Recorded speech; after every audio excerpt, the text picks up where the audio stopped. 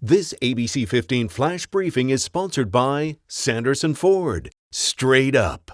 Hi, I'm Nick Saletti here with your afternoon update from ABC15 Arizona. Health officials are reporting right now that the state's total number of COVID cases going up by 4,400 new cases today. The grand total since the pandemic began for COVID cases more than 771,000. The Department of Health Services also reporting another 176 deaths. All of this linked to the coronavirus.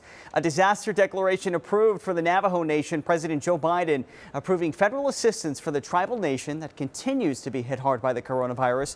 More than 28,000 people have been diagnosed and more than 1,000 have died. The Navajo Nation hosting a virtual town hall event today. The 4th of July events canceled in Tempe, the city getting a head start this year on its annual celebration at Tempe Town Lake, citing uncertainty with the virus. However, there could be a scaled back version of fireworks if certain restrictions can be lifted in time. The number of COVID patients in our state's medical centers going lower once again. It's been a steady decline since the peak back on January 11th. State data shows around 3,400 COVID patients still being treated in hospitals across Arizona, which is lower than recent weeks. Still, hospital officials say that they're concerned about emerging mutations and specifically the more contagious UK variant already confirmed in our state.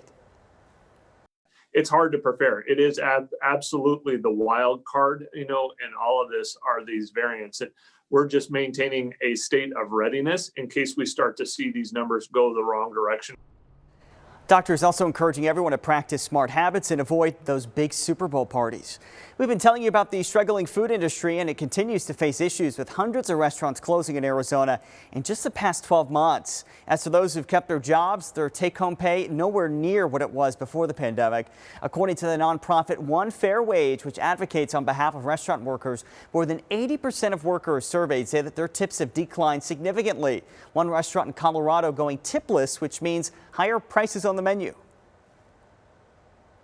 Begin to take a really hard look at, could we do something different? Could we meet the same goals we have of equity across our team and the kind of pay level we wanted to see our team have? Could we do that in a different and better way? For a restaurant still accepting tips, the New York Times tip giving guide says if you're in a position to give, consider a generous tip to help someone out in the restaurant industry, and consider leaving a tip even if you order just food and drinks to go. With more people shopping online, companies are revamping the return process. In fact, more businesses are refunding customers without even getting items back.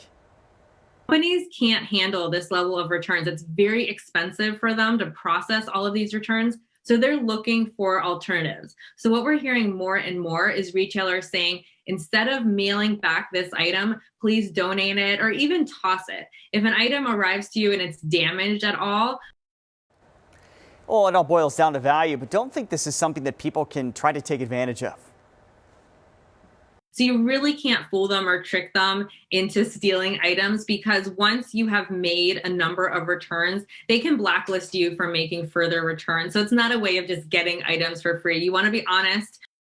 One thing you want to make sure you do with any item you buy online, keep the packaging in case it does have to get sent back. Good advice. Time now for that most accurate forecast. I'm meteorologist Iris Hermosillo. Today is going to be cooler than it's been the last few days. In fact, about a 10-degree difference from yesterday's high to today's high temperature. Will hit 72 in Phoenix with highs in the mid to upper 60s in western and northwestern Arizona, 40s and 50s across that northern pocket of our state, thanks to a cold front that was moving through our state overnight early this morning. Now today, those winds will lighten up across the valley and most of the state, with the exception of the upper Colorado River Valley, where wind gusts could still be as high as 40 miles an hour, and a lake wind advisory remains in place for spots like Lake Havasu and areas along the Colorado River. A cold front moving through with that storm system that's off to our northeast. No rain or no snow.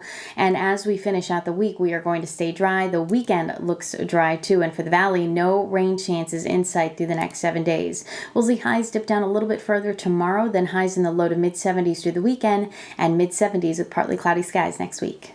Another update tonight. Until then, get the latest news, weather, and traffic at ABC15.com, or just download our free ABC15 mobile app. This ABC 15 Flash Briefing is sponsored by Sanderson Ford. Straight up.